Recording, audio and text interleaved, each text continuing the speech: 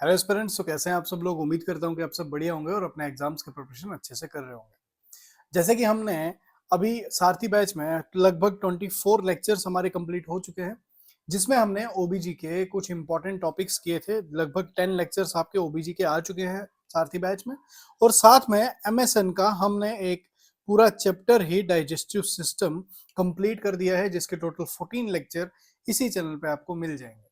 तो आज हम वापस से ओबीजी को स्टार्ट करेंगे, ओबीजी के कुछ दो चार टॉपिक्स करेंगे, उसके बाद फिर हम बाकी सब्जेक्ट्स को भी साथ में देखेंगे। तो आज वापस से मैटरनिटी नर्सिंग, जिसको हम ऑप्शन गायनी का नाम देते हैं, लेक्चर नंबर 25 सारथी बैच का। बट अगर एमएसएन की बात, ये मैटरनिटी नर्सिंग की बात करें, जिसके अभी तक 10 लेक्चर हो चुके थे, उसके बाद हमने डाइजेशन स्टार्ट किया था। अब ओबीजी का 11th लेक्चर आज आपके सामने है। तो चलो स्टार्ट करते हैं बिना किसी डिस्ट्रैक्शन से। अब स्टार्ट करने से पहले मैं आपको ये बहुत ही इंपॉर्टेंट स्लाइड, बहुत इंपॉर्टेंट चीज बताना चाहता हूं। यहाँ पे देखो, पूरा मैटरनिटी नर्सिंग जो है आपका, इसका पूरा रोड मैप क्या रहेगा। जैसे डाइजेस्टिव सिस्टम से पहले मैंने आपको पूरे डाइजेस्टिव सिस्टम के टॉपिक्स बताए थे, ठीक उसी तरह से मैटरनिटी नर्सिंग में हमने क्या क्या पढ़ना है, किस किस तरह से कौन कौन से टॉपिक हमने देखने हैं, वो सारी चीजें आपको इस स्लाइड में मिल जाएंगी, ताकि आपको एकदम से रोड मैप क्लियर रहे आपके माइंड में कि ऑप्स एंड गाइनी में हमको पढ़ने को क्या क्या मिलेगा। अभी तक हमने फीमेल रिप्रोडक्टिव सिस्टम, उसके बाद मेंस्ट्रुएशन, ओवेरियन साइकिल वगैरह, मेमोरी ग्लैंड और गायनोकोलॉजी, ये टॉपिक हमने पढ़ लिए थे। फीटल हेड हमने शायद अभी नहीं पढ़ा है। आज हम implantation and foetal and placental development को देखेंगे। जो फीटल हेड वाला टॉपिक है, ये थोड़ा मैं बाद में करवाऊंगा, कॉज अभी ये बिल्कुल बीच में ही टॉपिक घुस गया है, तो इसको नहीं, इसको बाद में करेंगे। आज हमारा टॉपिक रहेगा implantation and foetal and placental development. इसके अलावा अब आप देख सकते हो कितने सारे टॉपिक्स अभी हमारे पेंडिंग है ऑप्शन गाइनी को लेके। घबराना नहीं है, अगर हमने यहाँ से स्टार्ट किया है तो हम यहाँ पे जरूर पहुंचेंगे, हम एंड जरूर करेंगे। पूरी ऑप्शन गाइनी आपको सेम इसी चैनल पे पढ़ाई जाएगी। Even not only option gynae, हर एक मेजर सब्जेक्ट, चाहे वो आपका मेडिकल सर्जिकल नर्सिंग का कोई भी टॉपिक है, सारा कंप्लीट करवाया जाएगा। कम्युनिटी हेल्थ नर्सिंग कंप्लीट करवाई जाएगी, फंडामेंटल ऑफ नर्सिंग कंप्लीट करवाई जाएगी, पीडियाट्रिक कंप्लीट करवाई जाएगी, mental health nursing secretary complete करवाई जाएगी। तो आपको बिल्कुल टेंशन नहीं लेनी है, हर एक चीज आपको इसी चैनल पे free of cost Sarathi batch में करवाया जाएगा। पीआर यादव डिटेल्ड एक्सप्लेनेशन, एक एक चीज को हम डाइसेक्ट करके पढ़ रहे हैं। जो स्टूडेंट्स पहले से इन लेक्चर्स को देख रहे हैं, उनको पता है कि हम किस डेप्थ में जाके कॉन्सेप्ट्स को सीख रहे हैं। तो देखो, आज का जो टॉपिक है हमारा, हम इसको स्टार्ट करते हैं। आप एक बार ना इस पूरे जो सिलेबस आपको दिख रहा है, मैं थोड़ा हट जाता हूँ, इस पूरे सिलेबस का आपने स्क्रीनशॉट ले लेना है। स्क्रीनशॉट ले लोगे और आपको पता चलेगा कि आपके कितने टॉपिक्स हुए, कितना क्या हुआ, आपको पूरा एक अंदाजा लगेगा कि ऑप्शन गाइनी का। चलो स्टार्ट करते हैं बिना किसी डिस्ट्रक्शन के। आज का टॉपिक है हमारा implantation and foetal and placental development. Is it clear? तो सबसे पहला क्वेश्चन आपकी स्क्रीन पे क्या है? The most common site of implantation of fertilised ovum is. अब ये कह रहा है कि जो फर्टिलाइज्ड ओवम है, अब उसको इम्प्लांट होना है यूट्रस के अंदर, तो सबसे कॉमन साइट कौन सी है, वो जगह कौन सी है। अब देखो क्वेश्चन आया कहाँ है आपका, तो एम्स भोपाल नर्सिंग ऑफिसर, मई 2018 में क्वेश्चन पूछा गया है। तो याद रखना, ये जो है, जो आपका फर्टिलाइज्ड ओवम होता है, वो कहाँ पे इम्प्लांट करता है, तो याद रखना पिछली वॉल पे यूट्रस के। तो इसका आंसर आएगा posterior wall of uterus is the correct answer. Fundus में नहीं करता है, ठीक है। एंटीरियर वॉल, सामने वाली वॉल पे भी नहीं करता है, फैलोपियन ट्यूब में तो बिल्कुल नहीं, क्योंकि अदर देन यूट्रस अगर इम्प्लांटेशन होगी, उसको हम क्या कहते हैं, एक्टोपिक, उसको हम कहते हैं एक्टोपिक प्रेगनेंसी। और याद रखना, फैलोपियन ट्यूब में भी अगर इम्प्लांटेशन होती है, तो मोस्ट कॉमनली फैलोपियन ट्यूब में कहाँ पे होती है, तो एम्पुलरी रीजन में देखी जाती है। अब इसकी एक्सप्लेनेशन आप देखेंगे तो क्या लिखा हुआ है यहाँ पे लिखा हुआ है, implantation site in human is usually in upper and posterior, ऊपर वाली साइड और पिछली wall of uterus in mid sagittal plane. तो मिड सजाइटल प्लेन में ये होता है। Is it clear? यहां तक बात समझ आ गई? आगे बढ़ते हैं नेक्स्ट क्वेश्चन की ओर। तो अगला क्वेश्चन आपकी स्क्रीन पे कहां पे पूछा गया है, तो एम्स भुवनेश्वर स्टाफ नर्स 2018 में क्वेश्चन पूछा गया है। तो क्वेश्चन क्या है, आफ्टर फर्टिलाइजेशन, वापिस से फर्टिलाइजेशन के बाद इम्प्लांटेशन ब्लीडिंग अकर।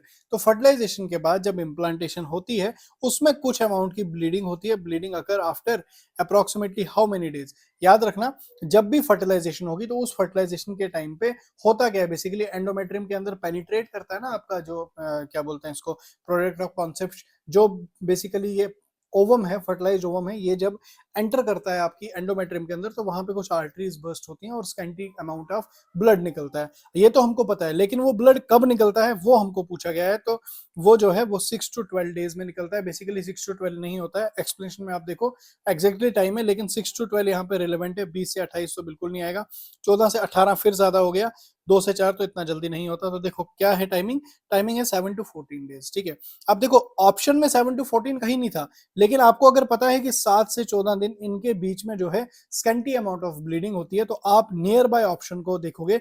20 से 28 ये तो इससे दोनों से ज्यादा हो गया, तो ये नहीं आएगा। 14 से 18 तो 14, 14 से 18, 14 से ऊपर तो नहीं है, तो ये भी नहीं आएगा। ठीक है, उसके बाद 2 से 4 तो 7 से भी नीचे आ गई, तो एक ही वैल्यू यहाँ पे 6 to 12 जो है ये इसके साथ में रिजेम्बलेंस रखती है, इसलिए इसका आंसर क्या हो जाएगा, बी इसका करेक्ट आंसर हो जाएगा। Is it clear? अब इसकी हम एक्सप्लेनेशन पढ़ेंगे और भी चीजों को समझेंगे। Implantation bleeding is a light bleeding. Implantation bleeding जो होती है वो लाइट ब्लीडिंग होती है, स्पॉटिंग होती है, थोड़ी सी ब्लीडिंग होती है, that occur between 7 to 14 days after fertilisation. जो कब होती है, 7 से 14 दिन के बीच में, फर्टिलाइजेशन के दौरान, मतलब फर्टिलाइजेशन के बाद, day after fertilization. It occurs when the embryo makes its way to uterus. जब एम्ब्रियो कब होता है, जब एम्ब्रियो जो है यूट्रस के अंदर अपना रास्ता बनाता है इम्प्लांटेशन के लिए, तो which cause little blood vessel to burst. तो जो छोटी ब्लड वेसल्स होती है वहां पे कुछ अमाउंट की ब्लड वेसल बर्स्ट होती है, जिसमें से स्कैंटी अमाउंट ऑफ ब्लड बाहर आता है।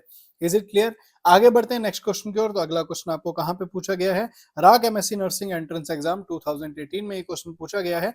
क्वेश्चन क्या है, gest gestational sac can be seen in ultrasound at. Basically gestational sac जहां पे, मतलब सीधी बात है एम्ब्रियो को देखना है, तो अल्ट्रासाउंड में, जो अल्ट्रासाउंड के थ्रू प्रेगनेंसी जो डॉक्टर कंफर्म करते हैं, वो कब कंफर्म करते हैं, तो उसके बारे में हमको पूछा गया है। तो राक एमएससी नर्सिंग में पूछा गया था, gestational sac can be seen in ultrasound at, कब देखा जाता है ये, 6 वीक, याद रखना 6 वीक गेस्टेशन में ये देखा जाता है। Is it clear? यहां तक बात समझ आ गई? तो embryo is visible on ultrasound from 6 week, कब देखा जाता है, 6 वीक में कंफर्म किया जाता है। नेक्स्ट क्वेश्चन आपकी स्क्रीन पे है, कहां पे पूछा गया है, D triple S B nursing officer अगस्त 2019 में ये क्वेश्चन पूछा गया है।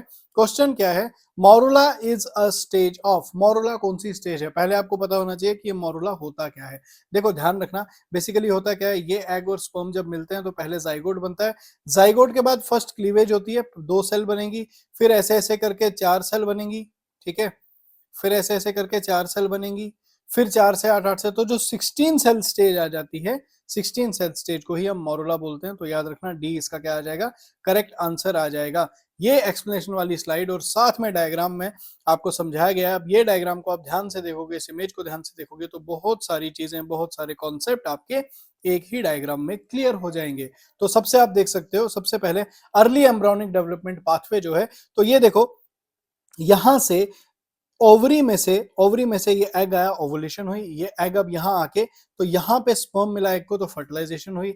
डे 1 में ये देख सकते हो, फर्टिलाइजेशन के बाद ये क्लीवेज हुआ, डे 2 में 2 में बटा, फिर 4 में बटा, फिर ऐसे ऐसे 8 में बटा। क्लियर? फिर ऐसे ऐसे देखो डे भी आगे बढ़ रहे हैं, डे 3, डे 4 में फिर ये मोरुला बना, डे 4 में मोरुला बनता है, 16 सेल स्टेज। फिर मोरुला के बाद क्या बनता है, ब्लास्टोसिस्ट बनता है। ब्लास्टोसिस्ट में बाहर वाली लेयर और अंदर इनर सेल मास देखने को मिलता है। तो इनर सेल मास और बाहर वाली लेयर को हम क्या बोलते हैं, ट्रोफोब्लास्ट बोलते हैं। उसके बाद 7th डे पे क्या होती है, 7th डे पे इम्प्लांटेशन बिगन होती है, इम्प्लांटेशन स्टार्ट होती है। तो मैंने आपको बता दिया था 7 to 14 डे में इम्प्लांटेशन हो जाती है। Is it clear? यहां तक बात समझ आ गई? अब हम देखेंगे इसके एक्सप्लेनेशन को और समझेंगे और 3-4 चीजों को। तो एक्सप्लेनेशन क्या है, ध्यान से देखेंगे। तो एक्सप्लेनेशन में क्या लिखा हुआ है, 16 cell stage at 3rd day of fertilisation. तो कौन से दिन में, 3rd डे ऑफ फर्टिलाइजेशन में 16 सेल स्टेज को हम क्या बोलते हैं, मोरुला बोलते हैं, विच नोन एज ब्लास्टोमेयर्स। अब विच नोन एज ब्लास्टोमेयर का मतलब जो मोरुला के अंदर एक सेल है ना, उस एक सेल को क्या बोलते हैं हम, ब्लास्टोमेयर। ठीक है, और यही ब्लास्टोमेयर 16 जुड़ेंगी, तो इसी स्ट्रक्चर को हम क्या बोलते हैं, मोरुला। याद रखना, बहुत बेसिक है बट इंपॉर्टेंट है। Is it clear? यहां तक बात समझ आ गई? नेक्स्ट क्वेश्चन आपकी स्क्रीन पे कहां पे पूछा गया है, ये तो एग्जाम WCL स्टाफ नर्स दिसंबर 2022 में पूछा गया है। क्वेश्चन क्या है, trophoblast are cells formed the outer layer of the blastocyst. इतना हमको पता चल गया कि ब्लास्टोसिस्ट की जो बाहर वाली लेयर है उसको हम ट्रोफोब्लास्ट कहते हैं, ट्रोफोब्लास्ट सेल्स की बनती है। वो प्रोवाइड करेगी न्यूट्रिशन टू द एम्ब्रियो, और ट्रोफोब्लास्ट सेल जो है वो न्यूट्रिशन प्रोवाइड करेगी एम्ब्रियो को, और डेवलप होगी into a large number of, developed into a large part of, sorry large part of, तो आगे जाके ये ट्रोफोब्लास्ट जो है आगे बड़े पार्ट में कन्वर्ट होगी। क्या है, तो इसका आंसर सीधा है प्लासेंटा बनता है। और ये क्ल्यू मुझे डायरेक्टली प्लासेंटा कैसे पता चला, जब यहाँ पे न्यूट्रिशन की बात आ गई, न्यूट्रिशन ऑफ एम्ब्रियो कौन प्रोवाइड करता है, प्लासेंटा करता है, और प्लासेंटा किससे बनता है, ट्रोफोब्लास्ट सेल से बनता है। अब ये ट्रोफोब्लास्ट में भी आगे डाइवर्सिटी है, आगे जाके फिर से क्लासिफिकेशन है, कौन सा ट्रोफोब्लास्ट बनाता है वो हम आगे पढ़ेंगे। पहले एक्सप्लेनेशन देखो, इसके आंसर देखो, आंसर क्या है, आंसर सी इसका जो है करेक्ट आंसर बन जाता है। तो इसमें क्या है, इसमें आप देख सकते हो at day fourth outermost cells of morula की आउटरमोस्ट सेल फोर्थ डे पे मोरुला की आउटरमोस्ट सेल सेक्रीट करती हैं फ्लूइड को and form a fluid filled cavity blastocoel. तो ये फ्लूइड को सेक्रीट करेंगी और क्या बनाएंगी, ब्लास्टोसील। ये अंदर वाला जो आपको मास दिख रहा है, अंदर वाला जो स्ट्रक्चर दिख रहा है, इसको क्या बोलते हैं, ब्लास्टोसील बोलते हैं। And now it become and called as blastocyst. अब इसको हम क्या बोलते हैं, ब्लास्टोसिस्ट। तो मोरुला में हुआ क्या, बेसिकली मोरुला में पेरिफेरी की तरफ सेल चले गए, और पेरिफेरी पे जाने के बाद यहाँ पे बीच में इनर सेल मास बना, और ये fourth day outer cell of morula जो है ये सेक्रीट करती हैं फ्लूइड को, जो कि बीच में भर जाएगा। उस फ्लूइड को, फ्लूइड फिल्ड कैविटी को हम क्या बोलते हैं, ब्लास्टोसील बोलते हैं। और अब इस स्ट्रक्चर को हम क्या बोलेंगे, ब्लास्टोसिस्ट बोलेंगे, या हम इसको ब्लास्टुला बोलते हैं।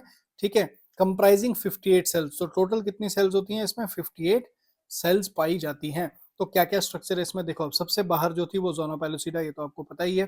उसके बाद ये ट्रोफोब्लास्ट सेल्स आ गई, ये ब्लास्टोसील आ गई, और ये इनर सेल मास आ गया। ये बेसिकली स्ट्रक्चर किसका है, ब्लास्टोसिस्ट का ये स्ट्रक्चर है। नेक्स्ट पॉइंट क्या लिखा हुआ है, नेक्स्ट पॉइंट है the blastocyst possessing an inner cell mass. ठीक है ब्लास्टोसिस्ट जो है वो पोजेस कर रहा है इनर सेल मास को, जो कि एम्ब्रियोब्लास्ट है, और एम्ब्रियोब्लास्ट इनर सेल मास है, इसको एम्ब्रियोब्लास्ट कहते हैं। Outer cell mass are trophoblast, outer cell mass को ट्रोफोब्लास्ट बोलेंगे, इनर सेल मास को एम्ब्रियोब्लास्ट बोलेंगे। और एम्ब्रियोब्लास्ट बिकम द एम्ब्रियो, और ये एम्ब्रियोब्लास्ट ही क्या बनाएगा, ये एम्ब्रियो को बनाएगा, एमनियन को बनाएगा, और एम्बिलिकल कॉर्ड को बनाएगा। मतलब जो ये आपका एम्ब्रियोब्लास्ट है, एम्ब्रियोब्लास्ट के क्या क्या बना रहा है, एक तो एम्ब्रियो बना रहा है, साथ में क्या बना रहा है, एमनियन बना रहा है, एमनियन के बाद अम्बिलिकल कॉर्ड भी कौन बना रहा है, आपका एम्ब्रियो बना रहा है। और ट्रोफोब्लास्ट की अगर हम बात करें तो ट्रोफोब्लास्ट प्लासेंटा बनाता है और साथ में कोरियन बनाता है। दोनों चीजें याद रखना, प्लासेंटा और कोरियन कौन बनाएगा, आपका ट्रोफोब्लास्ट बनाएगा। Is it clear? आगे बढ़ते हैं नेक्स्ट क्वेश्चन की ओर। अगला क्वेश्चन आपकी स्क्रीन पे सबसे पहला कहां पे पूछा गया है, तो यूपी नर्सिंग ऑफिसर कोई एग्जाम है 2023, रिसेंट क्वेश्चन है। क्वेश्चन क्या पूछा गया था आपको, क्वेश्चन पूछा गया है इन द सेकेंड वीक, दूसरे वीक में, दूसरे हफ्ते में, the hypoblast extends into the blastocyst cavity to form. Hypoblast क्या होता है, अब आगे मैं आपको डायग्राम में समझाऊंगा, अभी आप बस इतना याद रखो। तो सेकंड वीक में जो हाइपोब्लास्ट होता है ये एक्सटेंड इनटू द ब्लास्टोसिस्ट, ये ब्लास्टोसिस्ट में एक्सटेंड होने के बाद क्या एक कैविटी बनाएगा, हाइपोब्लास्ट एक कैविटी बनाता है, उस कैविटी को हम क्या बोलते हैं, तो उसको हम योक सैक बोलते हैं। याद रखना, योक सैक बोलते हैं। योक सैक किससे बनता है, हाइपोब्लास्ट से बनता है। क्या है, कैसे है, पूरा एक ही डायग्राम से सारी चीजों को हम क्लियर करेंगे। ध्यान से इस डायग्राम को देखोगे आप, ठीक है, गैस्ट्रुलेशन ध्यान से देखो। देखो अब सबसे पहले यहाँ पे आ जाओ, ये जो है ये आपका क्या है, बाहर वाली कवरिंग को हमने क्या बोला था, ट्रोफोब्लास्ट, आउटर सेल मास इसको हम बोलते हैं।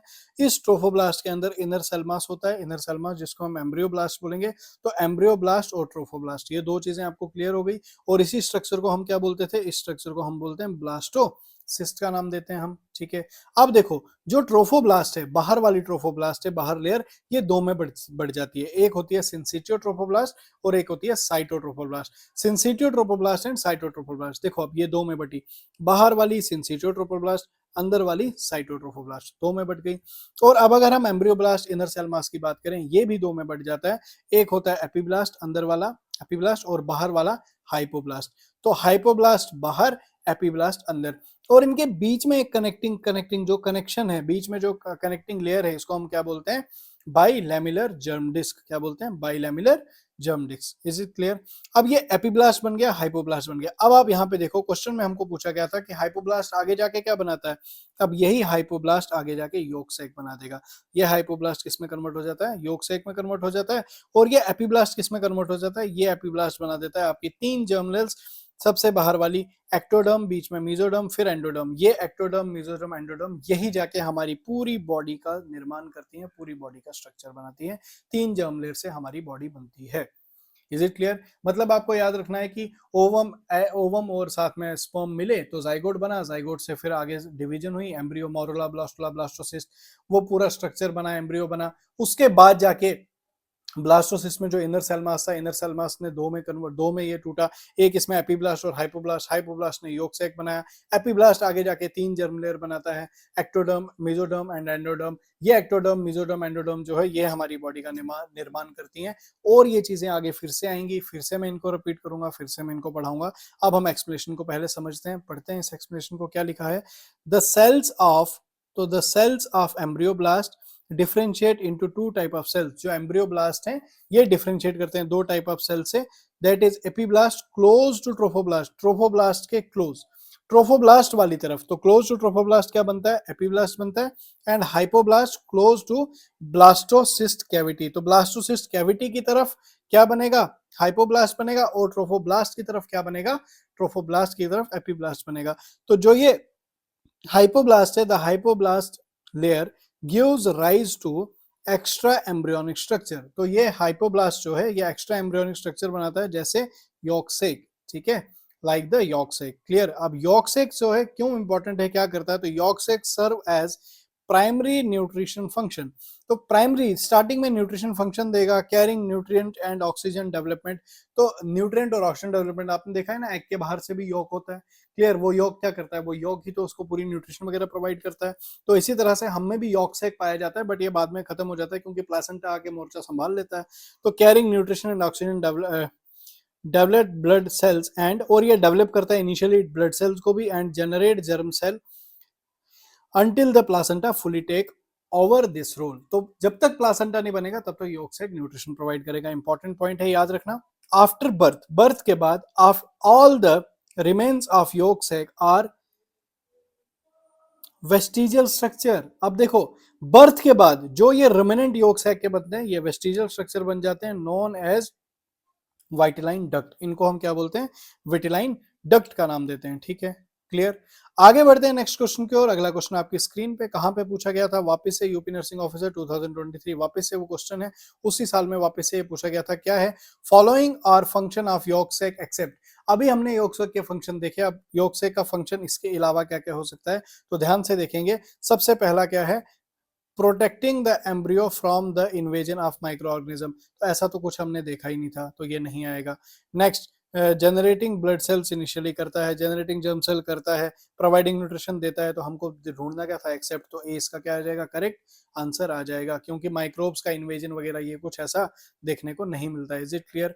आगे बढ़ते हैं नेक्स्ट क्वेश्चन की ओर। अगला क्वेश्चन आपकी स्क्रीन पे, कहां पे पूछा गया है? तो एम्स भुवनेश्वर में ये पूछा गया है, स्टाफ नर्स पैप 2018 में, साथ में बीएसएफ स्टाफ नर्स में 2014 में पूछा गया। देखो 14 का क्वेश्चन 18 में रिपीट हुआ है।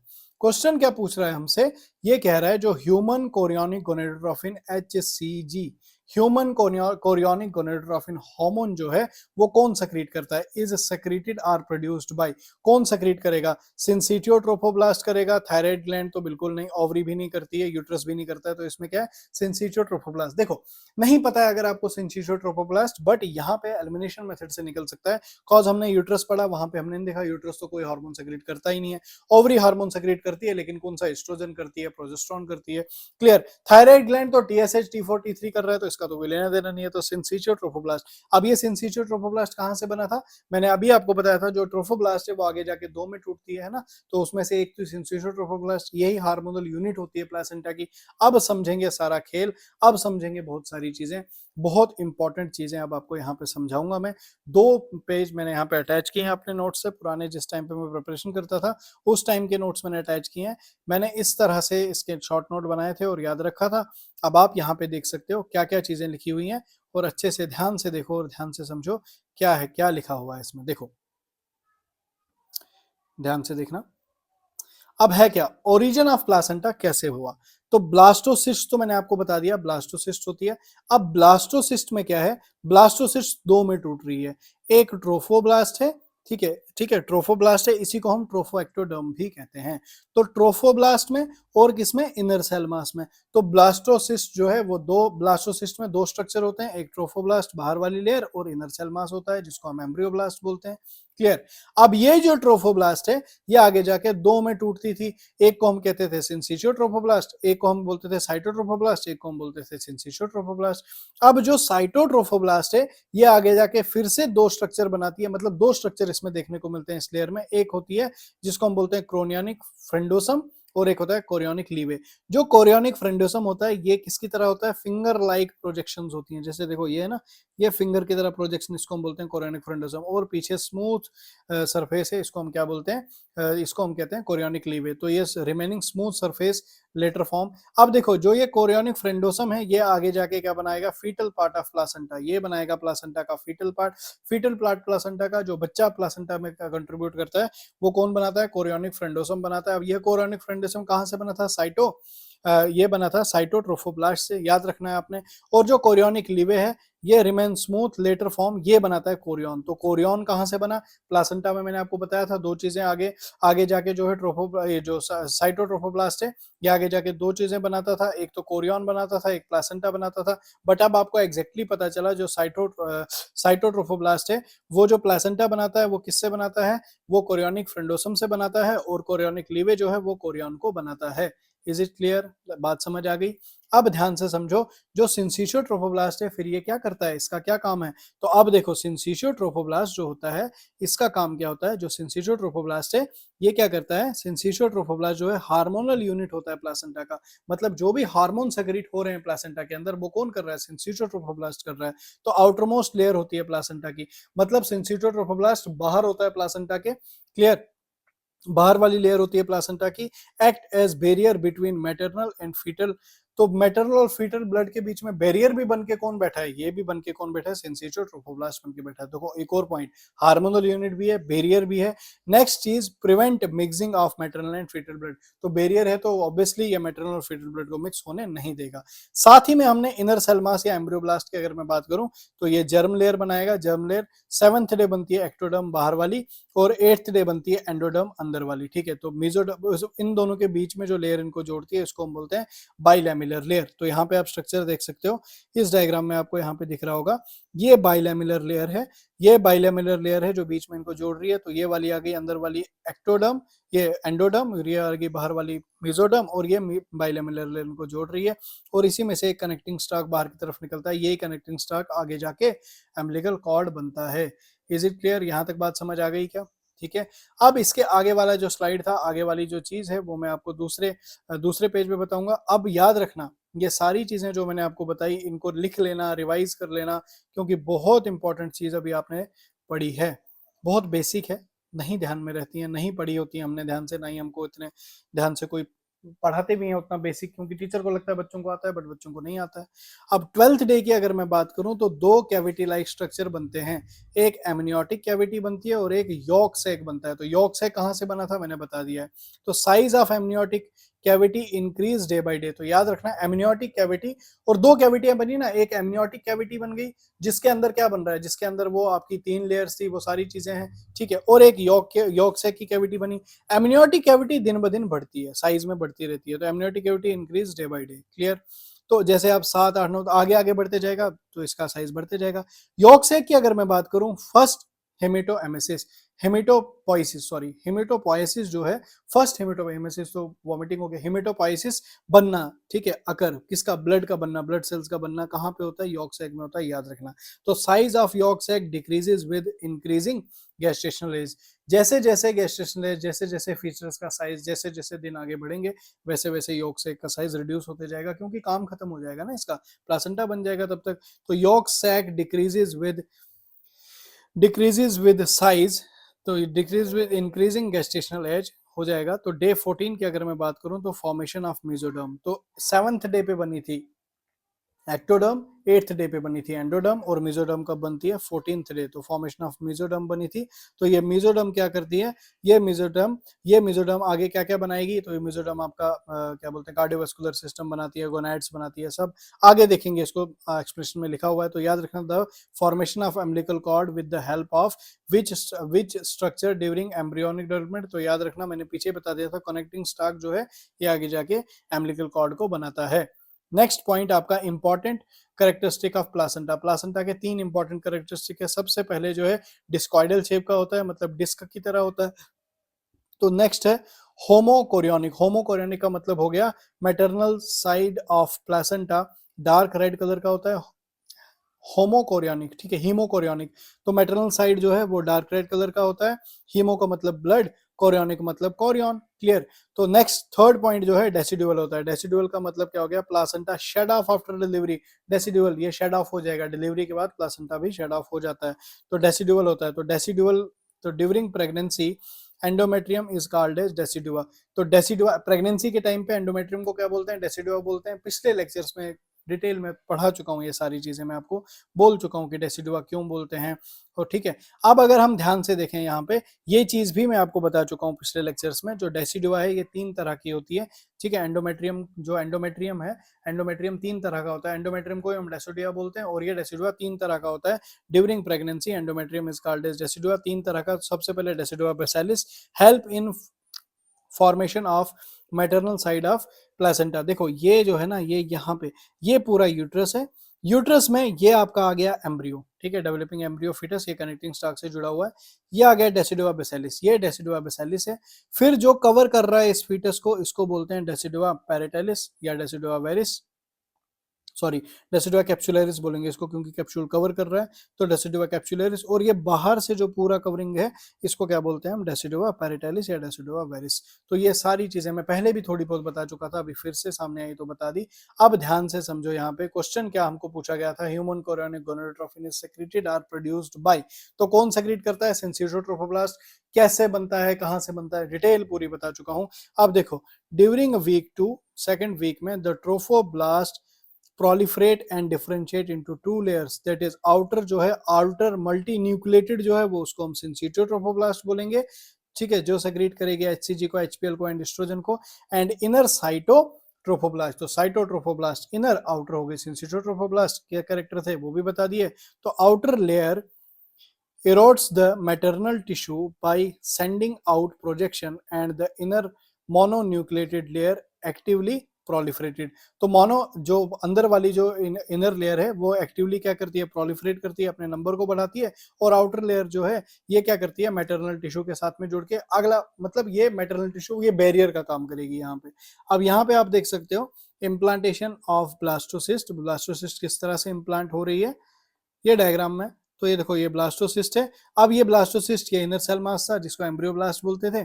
अब ये आगे आके देखो, ये सिंसिटोट्रोफोब्लास्ट बाहर की तरफ, ये बाहर सेंसिटिव। तो ये जो लेयर थी, इस लेयर ने, जो ब्लास्टोसिस्ट की आउटर लेयर थी, ये ब्लास्टोमेयर जो है, इसने क्या किया, आगे जाके ये देखो 2 में बट गई। अंदर वाली जो है सिंसिटोट्रोफोब्लास्ट थी, क्लियर। तो जो ट्रोफोब्लास्ट है, अंदर वाली को बोलेंगे सिंसिटोट्रोफोब्लास्ट, और बाहर वाली देखो, ये बाहर की तरफ प्रोजेक्शन निकाली है, इसको सिंसिटोट्रोफोब्लास्ट बोलेंगे। ये बेसिकली कौन सी लेयर में धसी, तो एंडोमेट्रियम में धस जाती है। इज इट क्लियर, बात समझ आ गई। आगे बढ़ते हैं नेक्स्ट क्वेश्चन की ओर। अगला क्वेश्चन आपकी स्क्रीन पे, विच हार्मोन, पहले तो ये कहाँ पे पूछा गया है, ये आपका BSSL कोई स्टाफ नर्स का एग्जाम है, या ISIC में पूछा गया है 2012 में, 2015 में, 2 साल ये रिपीट हुआ था। तो which hormone is not produced by placenta. तो एस्ट्रोजन करता है प्लासेंटा, प्रोजेस्टेरोन करता है, HCG करता है, तो टेस्टोस्टेरोन तो मेल में निकलता है। तो ये इसका आंसर आ जाएगा, क्योंकि नॉट हमको कहना था। इज इट क्लियर, बात समझ आ गई। तो देखो क्या लिखा हुआ एक्सप्लेनेशन में, placenta produce hormone like human chorionic gonadotrophin, HCG hormone निकालता है प्लासेंटा, ठीक है। Oestrogen human placental lactogen HPL, और it also called human chorionic somatomammotrophin, ठीक है, HCS भी हम इसको बोलते हैं। Relaxin and progesterone during pregnancy. तो कौन कौन से हार्मोन प्लासेंटा निकालता है, उनके नाम आपको याद रखने हैं। Testosterone produced by testis into male. तो टेस्टोस्टेरोन टेस्टिस के अंदर निकलता है, मेल इसको सेक्रेट करते हैं, मेल सेक्स हार्मोन इसको हम कहते हैं। Is it clear. आगे बढ़ते हैं नेक्स्ट क्वेश्चन की ओर। अगला क्वेश्चन आपकी स्क्रीन पे राक एमएससी नर्सिंग में पूछा गया है, 2009 में क्वेश्चन आया था। क्वेश्चन क्या पूछा गया है, the placenta is originated from, अभी तो हमने पढ़ा कि प्लासेंटा कहां से ओरिजिनेट होता है, क्या कोरियोनिक फ्रेंडोसम से ओरिजिनेट होता है, क्या डेसिडुअल वायरस, डेसिडुअल वायरस से तो नहीं, डेसिडुअल कैप्सुलरिस ये तो डेसिडुआ हो गया, इसका कोई लेना देना नहीं है, ठीक है। नेक्स्ट मायो कार्डियम तो बिल्कुल नहीं है, तो कवरिंग है उसकी, तो इसका क्या आएगा, डेसिडुआ फ्रेंडोसम। मैंने आपको बताया था डेसिडुआ फ्रेंडोसम इस तरह फिंगर लाइक प्रोजेक्शन, ठीक है, फीटल साइड ऑफ बनाता है। उसके बाद कोरियोनिक लीवे तो कोरियन बनाएगा, ये स्ट्रक्चर मैं पीछे बता चुका हूं आपको। अब ध्यान से समझो explanation. Chorionic frondosum is the outer surface of the chorion, chorion की आउटर सरफेस है chorionic frondosum. Its villi contact the decidual basalis, तो यही विली जो डिजिट्स है ना, तो डेसिडुआ बेसिलिस के साथ, ये डेसिडुआ आ गया, ये डेसिडुआ बेसिलिस के साथ ये स्ट्रक्चर बना देते हैं। तो यहाँ पे बनता है कौन सा, यहाँ पे बनता है ये प्लासेंटा की फॉर्मेशन यहाँ पे होती है, ठीक है। तो मैटरनल साइड बनाएगा डेसिडुआ बेसिलिस और फीटल साइड बनाएगा कोरियोनिक फ्रेंडोसम, याद रखना, ठीक है।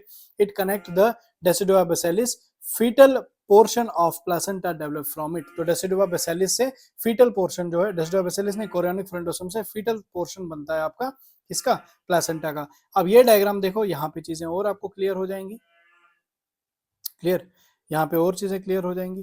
थोड़ा सा शोर है यार बैकग्राउंड में, सॉरी, कॉज मैं रात को नहीं शूट कर पाया, तो अभी दिन के टाइम पे आज छुट्टी है तो आज शूट कर रहा हूँ। देखो प्लासेंटा, देखो प्लासेंटा में ये वाला जो है ना, ये आप देख सकते हो यहाँ पे, ये आ गया बेसिलिस वाला पार्ट, क्लियर, यहाँ पे इम्प्लांटेशन हुई है, ये कनेक्टिंग स्टाक, ठीक है।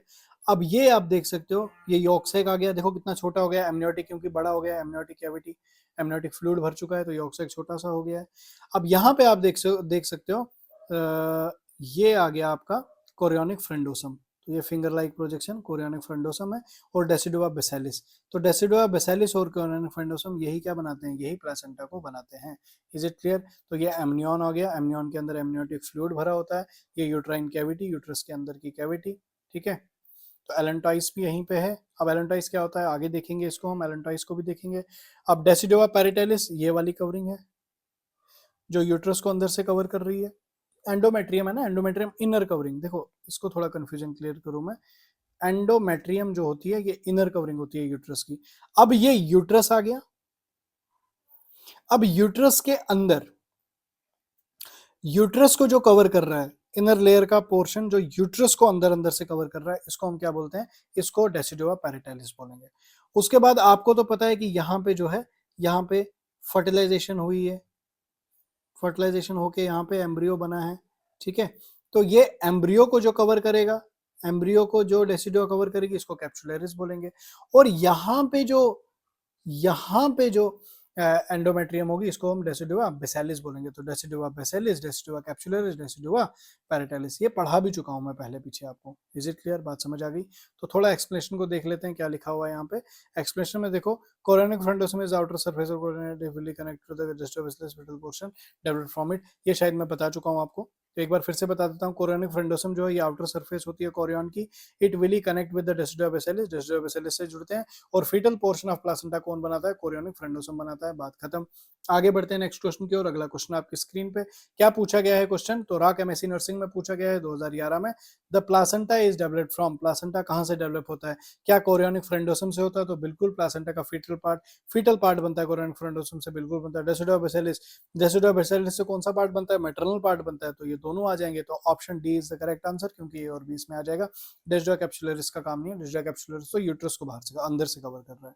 Is it clear. तो डी इसका करेक्ट आंसर है। तो the placenta develop from two sources, तो principal component is foetal, principal component जो ज्यादा कंपोनेंट बनाता है प्लासेंटा का वो फीटस बनाता है, which develop from the chorionic frondosum, जो कोरियोनिक फ्रेंडोसम, ये डायग्राम याद रखना, कोरियोनिक फ्रेंडोसम, ठीक है, कोरियोनिक फ्रेंडोसम ये वाला पोर्शन हो गया, और इनर जो इनर डेसिडुआ बेसिलिस ये हो गया डेसिडुआ बेसिलिस, तो डेसिडुआ बेसिलिस और कोरियोनिक फ्रेंडोसम ये बनाता है किसको, ये बनाता है आपके प्लासेंटा को। तो minor component is maternal, minor component maternal होता है, लगभग 20% मैटरनल होता है, और 80% जो है वो फीटल होता है, which develop from decidua basalis. Is it clear, बात समझ आ गई क्या। आगे बढ़ते हैं नेक्स्ट क्वेश्चन की ओर। अगला क्वेश्चन आपकी स्क्रीन पे, राक एमएससी नर्सिंग एंट्रेंस में पूछा गया है, 2013 में पूछा गया था। क्वेश्चन क्या है, ऑर्गेनोजेनेसिस अकर इन, ऑर्गेनोजेनेसिस कहाँ पे होती है, कौन से ट्राइमेस्टर में होती है, तो याद रखना ऑर्गेनोजेनेसिस जेनेसिस सबसे पहले ही हो जाती है, तो फर्स्ट ट्राइमेस्टर में ऑर्गेनोजेनेसिस हो जाती है, ऑर्गन का बनना। तो organogenesis means formation and development of body organ from embryonic tissue, embryonic tissue से ऑर्गेनोजेनेसिस कब स्टार्ट होता है, it occur between the second to eighth week, कब से, सेकेंड से लेकर एट्थ वीक तक, ठीक है, सेकंड से eighth week of gestation, embryonic stage in first trimester, कब होती है, फर्स्ट ट्राइमेस्टर में। याद रखना प्रेगनेंसी 9 महीने की होती है, तो सेट बना दिया हमने 3-3 महीने के, पहले 3 महीने को फर्स्ट 3 मंथ को हम बोलते हैं फर्स्ट ट्राइमेस्टर, सेकंड 3 मंथ को second trimester, third 3 month last 3 month को हम थर्ड ट्राइमेस्टर बोलते हैं। तो ट्राइमेस्टर ट्राई, तो टीएम ट्राइमेस्टर मतलब याद रखना थर्ड ट्राइमेस्टर का मतलब हो गया थर्ड मंथ, ये मतलब 3 महीने का सेट है ट्राइमेस्टर ट्राइमेस्टर ट्राइमेस्टर। तो पहले 3 महीने, दूसरे 3 महीने और तीसरे 3 महीने, ठीक है, तो first second third trimester. At eighth week every organ system of is present, तो हर एक सिस्टम हमारा एट्थ वीक में हो जाता है। तो एक मंथ में कितने वीक हो गए, एक मंथ में 4 वीक हो गए, क्लियर।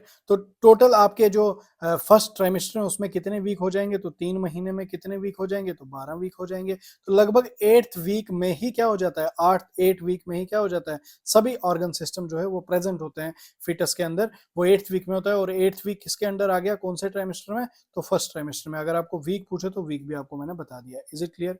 अगला क्वेश्चन आपकी स्क्रीन पे कहाँ पे पूछा गया है, ये इग्नू पोस्ट बीएससी नर्सिंग में पूछा गया है। तो क्वेश्चन क्या पूछा गया है आपको, सवाल किस तरह से आया है, तो सवाल आया हुआ है यहाँ पे, organogenesis take place in which stage of development. Organogenesis, organ कब बनते हैं, तो ऑर्गन कब बनेंगे, क्या जर्माइनल स्टेज में बनेंगे, जाइगोटिक में तो नहीं, सिंगल स्टेज है फीटस तो हम कंप्लीट को बोलते हैं। तो एम्ब्रियोनिक डेवलपमेंट, तभी तो नाम देते हैं एम्ब्रियोनिक डेवलपमेंट, एम्ब्रियोनिक डेवलपमेंट के दौरान ही तो ऑर्गेनोजेनेसिस होगा। इज इट क्लियर, बात समझ आ गई। आगे बढ़ते हैं नेक्स्ट क्वेश्चन की ओर। अगला क्वेश्चन आपका ईएसआईसी स्टाफ नर्स 2016 में पूछा गया है। क्या क्वेश्चन क्या पूछा गया है आपको, तो क्वेश्चन पूछा गया है the mesoderm give rise to all of the following. अब देखो मैंने आपको पहले ही बता दिया था कि 7th डे बनती है एक्टोडर्म, फिर उसके बाद 8th डे बनेगी एंडोडर्म, क्लियर, उसके बाद 14th डे बनती है मेसोडर्म। तो 3 जर्म लेयर बनती है, एक्टोडर्म बाहर वाली, मेसोडर्म बीच वाली, और सबसे अंदर एंडोडर्म। तो एक्टोडर्म कुछ स्ट्रक्चर बनाएगी आपके बॉडी का, मेसोडर्म कुछ स्ट्रक्चर बनाएगी और एंडोडर्म कुछ स्ट्रक्चर बनाएगी। क्या क्या स्ट्रक्चर बनाते हैं आगे देखेंगे। क्वेश्चन क्या पूछा गया है हमको, पहले वो देखो। क्वेश्चन पूछा गया है कि मेसोडर्म जो है वो बनाती है all of the following structure in the fully developed fetus. तो मेसोडर्म ये सभी बनाएगी, एक को छोड़ के, तो एक्सेप्ट वाला हमको देखना है। तो क्या इसका आंसर आ जाएगा, जल्दी से आंसर करेंगे। मेसोडर्म किसको किसको छोड़ के बनाएगी, तो मेसोडर्म बीच वाली, तो गोनैड मेसोडर्म बनाती है, बिल्कुल बनाती है। नर्वस सिस्टम याद रखना एक्टोडर्म बनाती है बाहर वाली। तभी जैसे आपको यहाँ पे टच फील होता है ना, तो सबसे बाहर आपको नर्वस सिस्टम को पता चला, तो नर्वस सिस्टम पेरिफेरल होता है हमारा, बाहर की तरफ होता है, तो नर्वस सिस्टम इसका आंसर आ जाएगा। नर्वस सिस्टम क्योंकि मेसोडर्म नहीं बनाती है, ये बाहर वाली बनाती है, एक्टोडर्म बनाती है, तो इसका आंसर नर्वस सिस्टम आ जाएगा। सर्कुलेटरी सिस्टम भी आपका मेसोडर्म बनाएगी, मस्कुलर सिस्टम, बोन्स वगैरह सब मेसोडर्म बनाता है। अब कौन कौन क्या क्या बनाता है, बहुत इंपॉर्टेंट स्लाइड, एक ही स्लाइड में, एक ही एक्सप्लेनेशन वाली स्लाइड में बहुत सारे क्वेश्चंस के आंसर आपको देखने को मिल जाएंगे। तो एक्सप्लेनेशन क्या है इसकी, at around third week में the embryonic tissue divides into 3 primary germ layer. तो थर्ड वीक में 3 प्राइमरी जर्म लेयर में एम्ब्रियोनिक टिश्यू डिवाइड होता है। एम्ब्रियोनिक टिश्यू कौन सा वाला, ये वही इनर सेल मास की बात हो रही है, ब्लास्टोसिस्ट की। देखो कितनी इंपॉर्टेंट चीजें हैं, ये बहुत बेसिक है बट भूल जाते हैं हम। तो यहाँ पे मैंने थोड़ा फास्ट भी बताया, थोड़ा डिटेल में भी बताया, क्योंकि अगर आपने अपने बीएससी में, जीएनएम में अगर इसको बेसिक से नहीं पढ़ा था तो बेसिक से भी क्लियर हो गया, बट जब हम क्वेश्चंस कर रहे हैं तो हम अपने कॉन्सेप्ट को थोड़ा हायर साइड पे लेके जा रहे हैं। तो structure produced by 3 primary germ layer, सबसे बाहर वाली एक्टोडर्म, आउटर, मिडल और इनर, क्लियर। तो एक्टोडर्म क्या है, ectoderm from tissue, ectoderm form tissue that cover most surface of the body like epidermis of skin, epidermis of skin बनती है, memory gland बनते हैं एक्टोडर्म के, उसके बाद neuro epithelium of sensory organ and nervous system, ये सब कौन बनाता है आपका, एक्टोडर्म बनाता है। मेसोडर्म बहुत इंपॉर्टेंट मेजर कंपोनेंट आपकी बॉडी का बनाता है, बोन्स बनाता है मेसोडर्म, मसल्स बनाता है, गोनैड बनाता है, जेनाइटल डक्ट बनाता है, ठीक है। उसके बाद हार्ट, किडनी, यूट्रस, ठीक है, dermis of skin, cartilages, connective tissue, आपके नोटोकॉर्ड, नोटोकॉर्ड भी आपका जो है वो मेसोडर्म बनाता है। It forms axial skeleton. तो एक्सियल नोटोकॉर्ड क्या है आगे देखेंगे। नोटोकॉर्ड भी आपका यही बनाता है। नोटोकॉर्ड बेसिकली कॉर्डेट का करेक्टर होता है, जैसे हम कॉर्डेट्स में आते हैं, ह्यूमंस फाइलम कॉर्डेट्स में आते हैं। तो ब्लड वेसल भी आपका मेसोडर्म बनाएगा, ब्लड भी बनाएगा, lymph cell and bone marrow सब कौन बना रहा है, मेसोडर्म बना रहा है। तो एंडोडर्म क्या बनाता है, आपका गट बनाता है। तो epithelial lining of digestive system आपका, रेस्पिरेटरी सिस्टम आपका, यूरिनरी सिस्टम आपका, ग्लैंडुलर सिस्टम, जितने भी ग्लैंड्स हैं ये किससे बनेंगे, एंडोडर्म से। याद रखना ग्लैंड, ग्लैंड जो है क्या होते हैं, ग्लैंड आपके एंडोक्राइन ग्लैंड होते हैं, तो एंडो से याद रखना। ग्लैंड्स आपकी कौन बनाता है, ग्लैंड्स आपकी एंडोडर्मिस बनाती है। Endodermis glandular cell of liver and pancreas and gamete sperm and oocyte etcetera कौन बनाता है, एंडोडर्म बनाता है। इज इट क्लियर, यहाँ तक बात सभी क्लियर हो गई, हर एक एक चीज मैंने आपको यहाँ पे बता दी है। इज इट क्लियर, आगे बढ़ते हैं नेक्स्ट क्वेश्चन की ओर। अगला सवाल आपकी स्क्रीन पे, तो इसका आंसर हो गया, हाँ इसका आंसर नर्वस सिस्टम। अब नेक्स्ट जो है gonads. Gonad developed from embryonic. अब मैंने गोनाइड्स अभी आपको अभी मैंने आपको बताया, जल्दी से आंसर करो, गोनाइड कौन बनाता है, तो गोनाइड्स आपके मेसोडर्म्स बनाते हैं। इज इट क्लियर, मेसोडर्म आपका गोनाइड बनाता है, सी इसका आंसर आ जाएगा। आगे बढ़ते हैं नेक्स्ट क्वेश्चन की ओर। अगला सवाल आपकी स्क्रीन पे, which one is produced by mesoderm. इनमें से कौन सा मेसोडर्म, देखो ब्रेन तो नहीं बनाएगा मेसोडर्म, नर्वस सिस्टम बात हो गई, स्पाइनल कॉर्ड भी इसी में आ गया, ये भी नहीं बनाएगा। हार्ट बनाता है मेसोडर्म, बिल्कुल बनाता है। अब हार्ट एंड ब्रेन ये भी नहीं आएगा, तो इसका most prominent answer, probable answer क्या आता है, हार्ट एंड नोटोकॉर्ड, क्योंकि हार्ट और नोटोकॉर्ड आपका ये दोनों कौन बनाता है, मेसोडर्म बनाता है। नोटोकॉर्ड भी मैंने देखा था। अब नोटोकॉर्ड होता क्या है, क्या है, तो यहाँ पे समझो नोटोकॉर्ड होता क्या है। The notochord is a flexible rod like structure, flexible होता है, रॉड की तरह स्ट्रक्चर होता है। Found in all chordate animal in phylum chordates, जो फाइलम कॉर्डेट में जितने एनिमल्स आते हैं वो उनमें नोटोकॉर्ड होती है, विच इंक्लूड ह्यूमन, ह्यूमन हम भी इन्हीं में आते हैं। It serve as the primary support axis of the body during early embryonic development. ये बेसिकली सर्व करता है primary support axis, support axis body का सपोर्ट एक्सिस प्रोवाइड करता है अर्ली एम्ब्रियोनिक डेवलपमेंट में। जैसे अब यहाँ पे देखो, the notochord act as the master signalling centre that chemically instructs the overlying ectoderm. ये एक्टोडर्म को इंस्ट्रक्ट करेगा, केमिकल सिग्नल देगा to fold into the neural tube. तो न्यूरल ट्यूब, जो न्यूरल ट्यूब बनती है वो किसके इन्फ्लुएंस में बनती है, नोटोकॉर्ड के इन्फ्लुएंस में बनती है। अब ये देखो, ये नोटोकॉर्ड यहाँ पे है, ये आपकी आ गई न्यूरल प्लेट, उसके बाद न्यूरल ग्रूव, पहले ये ग्रूव बनेगा क्योंकि ये केमिकल यहाँ से निकाल रहा है, फिर ये ट्यूब बन जाएगी, ठीक है। ट्यूब के बाद ये न्यूरल क्रस्ट पूरा क्रिएट कर दिया है इसने, किसके इन्फ्लुएंस में हुआ, नोटोकॉर्ड के इन्फ्लुएंस में हुआ। तो neural tube and coordinate the surrounding tissue to form the vertebral column backbone. तो यही आगे जाके जो न्यूरल ट्यूब आगे जाके बैकबोन बन जाता है। तो ये सब कौन इसको इंस्ट्रक्ट कर रहा है, तो सबको नोटोकॉर्ड इंस्ट्रक्ट कर रहा है। नोटोकॉर्ड कौन बनाता है, मेसोडर्म बनाता है। तो structure are signalling disruption from the notochord during early embryonic development. अगर कोई सिग्नलिंग में दिक्कत आ गई, डिसरप्शन आ गई नोटोकॉर्ड की, तो नोटोकॉर्ड अगर पूरी सिग्नलिंग नहीं दे पाएगा, इसकी वजह से क्या होगा, development can be cause severe neural tube defect. तो न्यूरल ट्यूब एनटीडी की प्रॉब्लम हो सकती है, neural tube defect spina bifida की प्रॉब्लम हो सकती है। तो इसमें अब हम फीमेल को, प्रेग्नेंट फीमेल को एक टैबलेट देते हैं, बहुत ज्यादा अमाउंट की टैबलेट खाने को दे, मतलब देना ही देना है वो, नहीं तो एनटीडी की प्रॉब्लम हो सकती है, स्पाइना बाइफिडा की प्रॉब्लम बच्चे में हो सकती है। कौन सी वो मेडिसिन हम फीमेल को रिकमेंड करते हैं, जल्दी से कमेंट में उसको बताओ। क्लियर, आगे बढ़ते हैं नेक्स्ट क्वेश्चन की ओर। एनवीएस फीमेल स्टाफ नर्स मार्च 2022 में क्वेश्चन पूछा गया था। क्वेश्चन क्या पूछा गया है, क्वेश्चन आपको पूछा गया है, Which of the following germ layer that develop bone aware, easy हो गया, बोन कार्टिलेज किडनी में, तो मेसोडर्म इसका आंसर आएगा, ठीक है। ए इसका क्या आ जाएगा, आंसर आ जाएगा। ज्यादा क्या पढ़ूं इस क्वेश्चन को, कॉज बता चुका हूं, बहुत सारी चीजें इसके ऊपर में। नेक्स्ट क्वेश्चन आपकी स्क्रीन पे, in which week of pregnancy brain is form, याद रखना 12th वीक, ठीक है, फर्स्ट मंथ के लास्ट वीक में। क्लियर, फर्स्ट मंथ के सॉरी फर्स्ट ट्राइमेस्टर के लास्ट वीक में, तो 12th वीक में जो है आपका ब्रेन डेवलप होता है। तो देखो, at about fourth week of fertilization, head end of neural tube develop into three enlarge area. अब देखो होता क्या है, फोर्थ वीक के फर्टिलाइजेशन में जो हेड एंड होता है न्यूरल ट्यूब का हेड एंड, ऊपर वाला ट्यूब, न्यूरल ट्यूब के दो हिस्से, ये आ गया हेड एंड वाला, ये हेड एंड वाला जो है 3 एंड एरिया में बनता है। तो एक होता है प्रोजेंसेफ्लॉन जिससे बनता है फोर ब्रेन, फिर होता है मेसेंसेफ्लॉन मिड ब्रेन, एंड रोम्बेनसेफ्लॉन इससे बनता है हैंड ब्रेन। ये प्रोजेंसेफ्लॉन क्या है, मेसेंसेफ्लॉन क्या है, रोम्बेनसेफ्लॉन क्या है, ये सब चीजें हम पढ़ेंगे नर्वस सिस्टम में। यहाँ पे हम इसमें टाइम वेस्ट नहीं करेंगे, कॉज हम अभी ऑप्शन का ही नहीं पढ़ रहे हैं, क्योंकि नर्वस सिस्टम एमएसएन का जब टॉपिक आएगा उसमें उसकी एम्ब्रियोनिक डेवलपमेंट जब भी हम चीजें पढ़ेंगे कोई सिस्टम, तो एम्ब्रियोनिक डेवलपमेंट को भी थोड़ा बहुत टच करेंगे। तो in development of brain, brain की डेवलपमेंट में इज कंटिन्यूअस प्रोसेस, ब्रेन की जो ब्रेन की डेवलपमेंट होती है, the development of brain is continuous process that occur throughout the pregnancy, जो throughout the pregnancy occur होती है। Although initially all part of brain develop at 12 week, तो 12 week में पूरा ब्रेन जो है वो आपका डेवलप हो जाता है, सभी पार्ट्स ब्रेन के डेवलप हो जाते हैं, तो वो 12 वीक है। Is it clear? आगे बढ़ते हैं नेक्स्ट क्वेश्चन की ओर। अगला सवाल आपकी स्क्रीन पे, तो urine formation usually begin towards end of dash, तो कब यूरिन फॉर्मेशन यूजुअली बिगन हो जाती है, end of dash, and continue throughout fetal life, तो फीटल लाइफ में फिर कंटिन्यू रहेगी, लेकिन स्टार्ट कब होगा, तो याद आपने रखना है 11 से 12 वीक में जो यूरिन फॉर्मेशन है वो स्टार्ट हो जाती है। ठीक है, तो आप एक चीज को समझो, जो एमनियोटिक फ्लूइड है ना, वो एमनियोटिक फ्लूइड बन क्या रहा है, वो एमनियोटिक फ्लूइड ही फीटस जो है वो स्वेलो करता है और यूरिन बना रहा है, वो चीजें चल रही हैं। तो urine formation usually begin towards end of 11 to 12 week. Clear?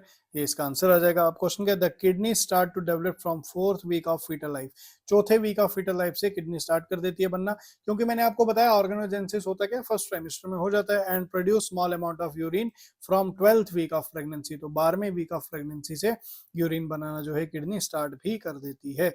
Is it clear? Next question आपकी स्क्रीन पे, आरआरबी स्टाफ नर्स 2015 में पूछा गया है। क्वेश्चन क्या है, in pregnancy heart beating and GIT development start in fetus in which month, ये कह रहा है हार्ट बीटिंग तो पहले मंथ में हो जाता है, याद रखना। हार्ट बीटिंग और जीआईटी डेवलपमेंट स्टार्ट कब होती है, फर्स्ट मंथ में हो जाती है। Is it clear? तो heart start to beat at 22nd day of gestation, याद रखना 22वें दिन में हार्ट स्टार्ट कर देता है बीट करना, जीआईटी सिस्टम क्या बोलते हैं गेस्टेशन पीरियड में, and GIT start to form 4th week of gestation, तो और 4th वीक से स्टार्ट हो जाती है जीआईटी सिस्टम की डेवलपमेंट स्टार्ट हो जाती है। क्लियर? नेक्स्ट क्वेश्चन आपकी स्क्रीन पे कहाँ पे पूछा गया है, ये सवाल आपका पूछा गया है इग्नू पोस्ट बीएससी नर्सिंग में पूछा गया। The earliest organ to form began functioning within the development, heart 22वें दिन कर रहा है, तो डी इसका आंसर आ जाएगा। आगे बढ़ते हैं नेक्स्ट क्वेश्चन की और। अगला सवाल आपकी स्क्रीन पे, जीएमसीएच चंडीगढ़ स्टाफ नर्स 2019 में पूछा गया है। क्वेश्चन क्या पूछा गया है, during which week does the fetal heart begin pumping its own blood, अपने ब्लड को पंप करना तो स्टार्ट करता है 22वें दिन, बीट करना स्टार्ट करता है, लेकिन अपने ही ब्लड को पंप करना कब से स्टार्ट करता है, तो याद रखना 4th वीक से स्टार्ट कर देता है। तो blood is pumped around the vessel from 4th week, ठीक है। Three major vascular system have develop, तो 3 मेजर वेस्कुलर सिस्टम इसमें डेवलप होते हैं। Is it clear? आगे बढ़ते हैं नेक्स्ट क्वेश्चन की ओर। अगला सवाल आपकी स्क्रीन पे, during which trimester of pregnancy does the fetus typically develop most of its organ, major organ and structure, ये कह रहा है ड्यूरिंग विच ट्राइमेस्टर, कौन से ट्राइमेस्टर में, पहले ही मैंने बता दिया फर्स्ट ट्राइमेस्टर में हो जाता है ऑर्गेनाइजेंसिस, तो ए इसका क्या आ जाएगा, आंसर आ जाएगा। तो rudimentary formation of all organ system is completed by gestational week 16 during second trimester। Clear? तो इसका आंसर क्या था, इसका आंसर फर्स्ट ट्राइमेस्टर है, बट इसकी जो एक्सप्लेनेशन दी है, ruminant formation, rudimentary formation of all organ system is completed by, तो complete कब होता है गेस्टेशनल वीक में, 16 वीक में होता है, जो कि सेकंड ट्राइमेस्टर में आता है। लेकिन क्वेश्चन क्या पूछा गया था हमको, during which trimester of pregnancy does the fetus typically developed most of its major organ, तो मेजर ऑर्गन कंप्लीट नहीं बोला है यहाँ पे, तो सारा हुक है, तो जब कंप्लीट बोलेगा तो सेकंड ट्राइमेस्टर आएगा, लेकिन मेजर ऑर्गन और स्ट्रक्चर जो है डेवलप हुए तो इसका फर्स्ट ट्राइमेस्टर ही आंसर आएगा। लेकिन अगर आपको rudimentary formation of all organ बोल दे, सभी ऑर्गन सिस्टम कंप्लीटेड, कब कंप्लीटेड होते हैं गेस्टेशनल में, तो 16 वीक में ड्यूरिंग सेकंड ट्राइमेस्टर इसका आंसर आएगा। नेक्स्ट क्वेश्चन आपकी स्क्रीन पे, क्वेश्चन कहाँ पे पूछा गया है आपका, तो ये केरला का कोई पीसीएस एग्जाम है, असिस्टेंट प्रोफेसर नर्सिंग 2023 में पूछा गया। Fetus start sucking and swallowing, तो फीटस जो है सक करना और स्वेलो निगलना सीख चुका है which week of fetal life, कौन सी वीक ऑफ फीटल लाइफ में, जो एमनियोटिक फ्लूइड सक करके स्वेलो कर देगा, तो कौन से वीक में ये होता है, तो याद रखना 16th वीक में सीख जाता है। Fetus start to open mouth at 7 to 8th week of gestation, 7 से 8 वीक ऑफ गेस्टेशन में फीटस जो है अपना मुंह खोलना स्टार्ट कर देता है। सकिंग जो है वो 15 वीक में स्टार्ट करता है, and swelling of amniotic fluid 12 से 14 वीक में, तो 16 इसका रेलेवेंट आंसर था, क्योंकि 12 बहुत कम हो जाता है और 24 और 28 बहुत ऊपर हो जाता है, तो 16 इसका करेक्ट आंसर हो जाएगा, 16 week. Is it clear? Next question आपकी स्क्रीन पे क्या है, इन विच वीक, कौन से वीक में fetus have pink and soft skin and vernix disappear. अब ये कह रहा है कि कौन से वीक में फीटस का जो है, फीटस हैव पिंक फीटस के पास पिंक और सॉफ्ट स्किन होगी। वर्निस क्योसम जो व्हाइट व्हाइट कलर का वो जो कवरिंग होती है वर्निस क्योसम उसको हम बोलते हैं, वो डिसअपियर हो जाता है कौन से वीक में, याद रखना 14 वीक में डिसअपियर हो जाता है। ठीक है, तो at 14 week foetus have pink soft and smooth skin and vernix caseosa disappeared although its disappearance started 36 week, और वर्निस क्योसम की जो डिसअपेरेंस है वो 36 वीक से स्टार्ट हो जाती है और 40 वीक में कंप्लीट हो जाती है। Is it clear? देखो आज हमने बहुत ही इंपॉर्टेंट चीजें, बहुत इंपॉर्टेंट, बहुत बहुत इंपॉर्टेंट चीजें आज हमने देखी हैं। सभी चीजों को आपने रिवाइज करना है, क्योंकि रिवाइज आप करोगे, कंसिस्टेंट आप रहोगे, तभी आपकी सिलेक्शन होगी। देखो मैं आपको एक चीज बताऊं, इस सारथी बैच में अभी तक हमने काफी चीजें देखी हैं। हमने एक एमएसएन का पूरा चैप्टर ही कंप्लीट कर दिया है। अब ऐसे ही कुछ लेक्चर्स के बाद, लेकिन अभी थोड़ा मैं चाहता हूं कि कुछ लेक्चर आपको कम्युनिटी के भी दूं, दो चार लेक्चर आपको फंडामेंटल के भी दूं, और दो चार लेक्चर आपको मैं मेंटल हेल्थ के भी दूं, ताकि जब दो चार लेक्चर देने का सिर्फ इतना पर्पस है, ताकि आपको उन लेक्चर्स के दौरान ही रोड मैप भी बता दिया जाए। जैसे अभी ओबीजी का मैंने सारे टॉपिक्स की लिस्ट आपको दिखा दी, वैसे ही सभी सब्जेक्ट्स के टॉपिक्स की लिस्ट आपको मिल जाए, और आपको एक काइंड ऑफ सिलेबस आपके दिमाग में सेट हो जाए कि इतना सिलेबस हमारा रहता है और इतना हम कर रहे हैं। क्लियर? तो रिवीजन जरूर करो, रिवीजन करोगे तभी आपको सक्सेस मिलेगा। और ये अभी की आपकी जो तस्वीर है, अभी आप यहाँ पे मेहनत कर रहे हो, और ये व्हाइट कोट एम्स का बैच, एम्स का व्हाइट कोट आपका इंतजार कर रहा है। आप नर्सिंग ऑफिसर बनने के लिए तैयार हो। ये आज की जो आपकी मेहनत है, यही आपको आगे सक्सेस दिलाएगी। ये ऊपर मैंने छोटा सा मैसेज आपको लिखा हुआ है, यहाँ पे आप वीडियो को पॉज करो, इस मैसेज को पढ़ो, ये सिर्फ और सिर्फ आप ही के लिए है।